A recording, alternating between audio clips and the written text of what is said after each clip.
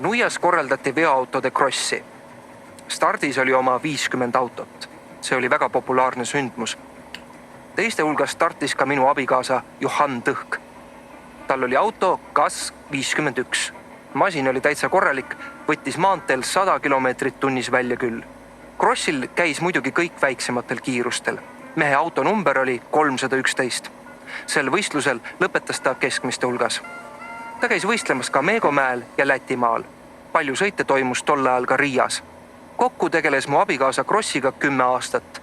Lõpetas 1979. aastal pagi peal.